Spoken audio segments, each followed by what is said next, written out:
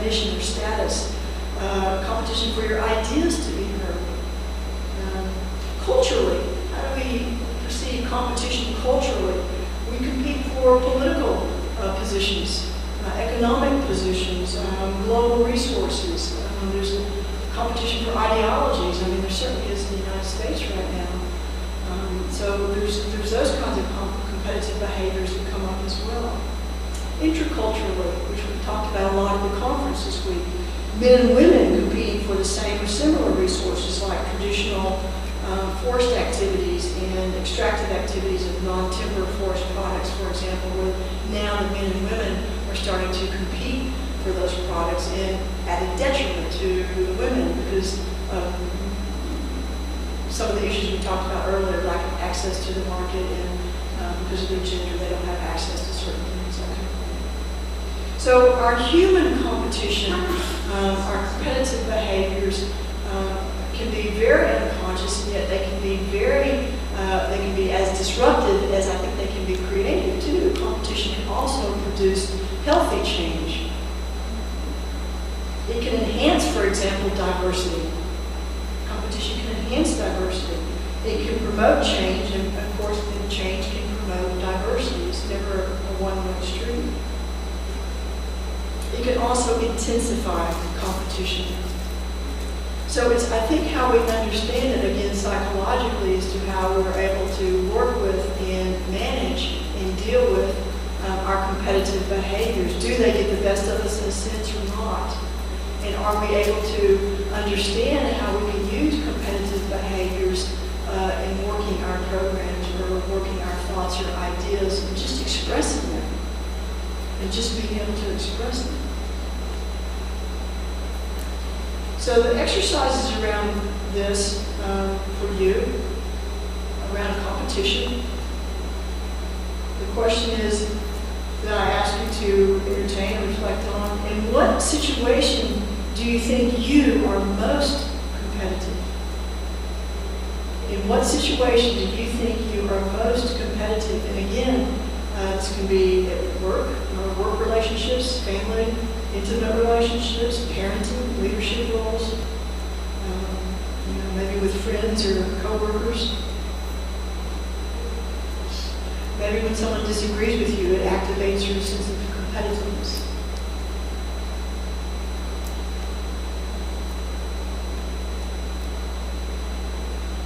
I just have a question. Are you talking about competition when we are fully aware of competition, or competition that can happen without being aware of it? Just a natural, spontaneous competition because of time.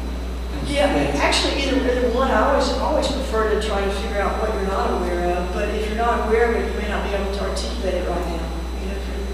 If you know that you're a competitive person and you can articulate in a situation that you're fully aware that you're most competitive, that's great. But are there places where you can think of that you were competitive and it completely surprised you because that behavior was activated for reasons you weren't even prepared for?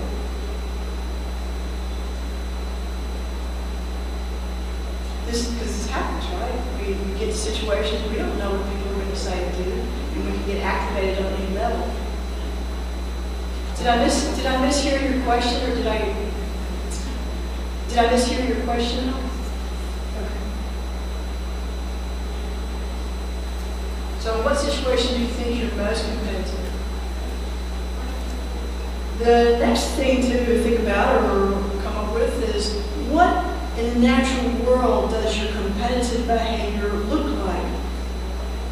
What in the natural world would you say your competitive behavior looks like? What would be the qualities? Are you like a Venus flytrap?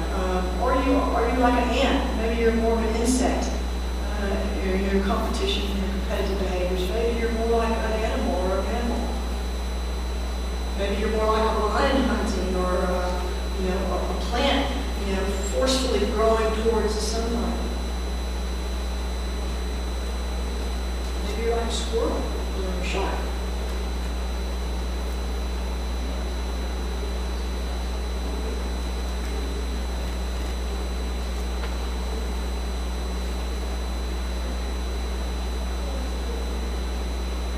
So anyone want to share with the group what does your competitive behavior look like?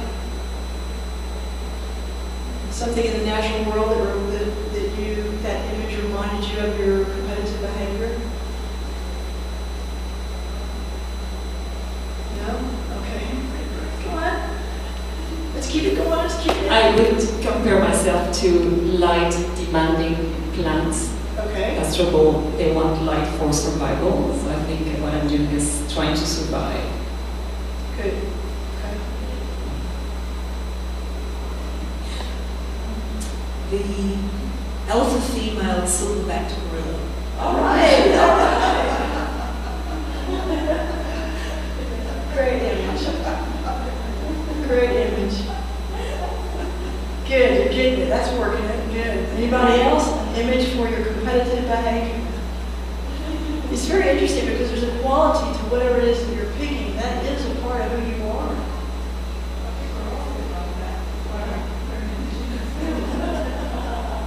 You don't know? You don't have an image? Sorry? Do you have an image for it? No, I don't, but I could. But not very much. But, you know, Oh, no. Do you want to share? well, I think, you know, I'm community probably like, I critique the other's idea, like, oh, they can't work, or, you know, that's a bum idea, I'm not quite saying it like that. But you're sort of trying to bring down the idea that the envy is someone else's themselves. And then, I think I show off the context, you know, ideas or suggestions. Maybe they're very wild suggestions, you know, they seem to be very creative, but probably throw things completely off the track. So, yeah, I'm doing very nice for you. No. You know, it's not. It's very honest. And a way of sort of trying to drive your own ideas. Yeah. So, and then, you know, that is that thing that Richard requested, so not have a way of Yeah. that. Right. So I want to see, I know how that will work out for their company, so on the other person's train, to work out the direction they're going fast enough to be great and collaborative with them. Yeah. But that's when I put together. Yeah. No, that's excellent. Actually, But I think I prefer this sort of way. At least she has some intelligence.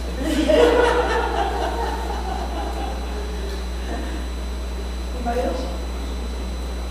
Yeah, it's very honest. I think the idea of we see what competition does in the natural world and how we actually do the very same things in just different situations, although they're still for survival situations. I mean, if you think about never being heard or not being seen, you know, how do you feel that you even exist or that you're alive if you live in a culture or a situation or a particular environment where you were never allowed to speak or be heard or seen?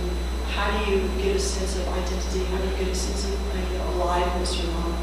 And then looking at how we compete directly or indirectly with resources. And this gets into some not so pleasant behaviors because we all know that in work situations, you know, there can be intense competition, and sometimes the competition between women is worse than the competition between men and women. And the fierceness and ferocity that happens there, and the destructiveness that can also happen there. There's actually studies that have come out about women's competitive behavior, and the interesting thing about the findings were that women were more competitive with other women in the workplace than they were with the men. And I find that kind of interesting because you would think that there would be sort of a natural support system there, but that is not the case at all. And I think some of you probably have experienced that in your own vocations. Also, if we watch how competing species try to coexist, there's a particular lizard species in Africa. There's 3 different lizards that live on one tree. I mean, and this is not, you know, a humongous tree. But these lizards, you would think that the largest lizard would annihilate the other 2, but that's not what has happened. Those 3 lizards, those 3 organisms have figured out how to compete for resources so that the largest lizard stays stays at the base of that tree. The next one is in the middle of those trees, and the smallest lizard hangs out in the branches. That's pretty interesting. And then if we think about how the outcome of competition is altered by the environment. What is the environment of our family life that produces competition or competitive behavior, either in a healthy way or in an unhealthy way? Or in our workplace, does the boss give everyone a say? Do you have a place for input, for suggestions, those kinds of things? But we don't really think of those all the time as competitive. I think that's what I'm trying to get you to do, is be aware that those are competitive behaviors. And again, the competition can be a good thing. It can enhance diversity. So then I asked you, what situation were you most competitive? Does anyone want to share that? Does anyone know in what situation you are the most competitive?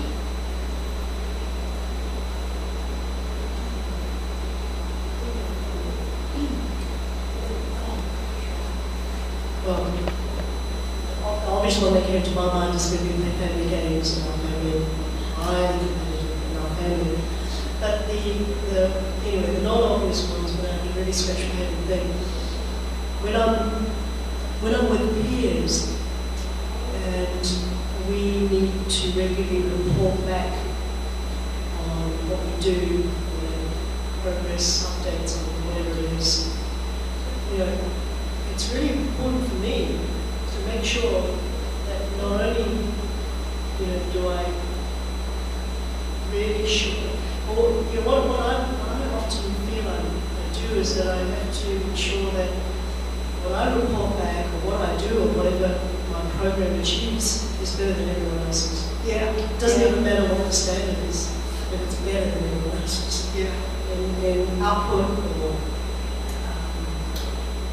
whatever the progress indicators are that management is seeking. Mm-hmm. And I look at this and I think, goodness, and it's often team versus team, which is when does that start to become unhealthy? And there is collaboration when you said that, but I see it in myself that there's a sense of, wow, we've got to make sure that when our DVC looks at our end of year, this for us, this that's even though we're all in the same school. My goodness, we've got to make sure that our indicators. And it's pretty, you don't do it, right? You just don't know what's going on next. It's that kind of environment. Right? Because there's also consequences. It's also what? Consequences. Consequences. Yeah, that's right. Yeah, it's quite. And of course, we know that, this is another, of course, we're an ecosystem among many ecosystems, and there are consequences for us too, whether, our competitive behavior produces a positive result or it produces a detrimental result. So when we think about competition, I said earlier, diversity asks us to really explore who we are. Competition asks us, I think, urges us to look at our sense of honesty, and where are we in our competition? Where is there a real integrity and honesty with that behavior, or where is there a sense of not one-upmanship, although that term I've heard a lot and is used a lot, but to elevate yourself at the detriment of others, rather than elevating yourself because what your work is good. There's a pride in it. There's a sense of connectivity to it with others. It's something that you want to share. There's a relational aspect to it. In other words, there's a relational aspect to it. So if you think about our competition as well, you can ask yourself some of these questions. What are your resource needs? Do you know what your resource needs are? And I don't mean food or water. Do you know what you need as far as resources? I need friendship. I need affection. I need, outdoor time. Those kinds of things. Do you know what your resource needs are? What resources can you share or not?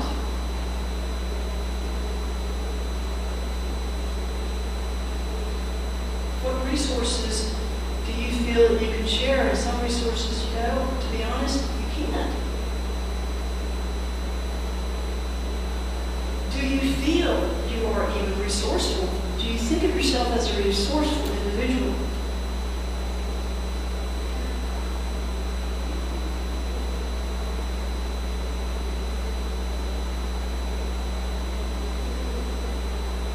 Do you unknowingly interfere with others' access to resources? Do you unknowingly, unconsciously, in a sense, interfere with others' access to resources?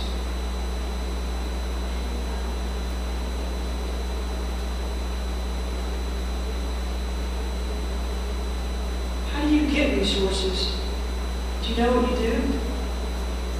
Do you know your mechanism for gathering your resources and obtaining them? And then consider also how you might waste your resources. Have you experienced that you've wasted resources? We probably all can say that about money at one time or another. But we also can say that potentially about, intrapsychic resources. Spending time with individuals that are parasitic or take up your time, your energy, your resources, and at the end of the day, there's not a reciprocal relationship there. So how might you waste your resources? The Venus flytrap needed to change or it would perish as a species, as a plant species. It adapted an entirely new way of surviving by obtaining its nutrients from protein from flying insects. The image is actually quite profound if you think about what that little plant went through to get its resources from the soil to getting it from the air. And I want us to use that image when we think about adaptability. To change may also mean that we use resources in a different way. Find new resources. Instead of trying to keep beating our head over places for resources that just really aren't there, we find new resources. We may share resources with the most unlikely person. We may share resources with the most unlikely culture or community or nation, as far as big picture. We may go to completely new areas for our resources. We're not being fed at this location or where we live. We go to a completely different area that we feel we can get resources from. Or we may take resources from someone else unknowingly, unconsciously. These are all competitive behaviors. These are the exact same behaviors that plants and animals engage in as well. So our ecosystem around competition is no different than any other ecosystem in the natural world, but to be conscious of our competitive behaviors then allows us the opportunity to channel them in a more productive way, or I like to, not even productive, a more relational way. A more relational way. So psychologically then, competition can also mean a challenge or a change. You're challenging an old myth, you're challenging an old way of thinking, you're challenging a cultural belief system, a theological belief system, a family belief system. This is very difficult to do. You're challenging the status quo, but that also comes from competitive behavior. Maybe your competition is that you challenge an entire regime, which we're seeing a lot in the world today. You challenge an idea or someone's perspective. You challenge a law. So the competition then can also lead to adaptation, is where I'm going with that, and that can be a very good thing. So I want us to think about competition as not a negative, but something that can open diversity, open for opportunity, and can help foster and promote change. But I think it needs to be conscious, and here's where I thinking on that is with adaptation. I don't think adaptation is necessarily the problem for humans. It's not about should we adapt or die. I think the problem is how we adapt. We're one of the most adaptive creatures on the planet, I think. We've adapted to narratives and ideologies centuries old that drive destructive practices and behaviors to this day, and we've never stopped really to question them. We may individually be questioning them, certainly. And I know that from conversations I've had with people, we are trying to question some of the status quo and how conservation is done, for example.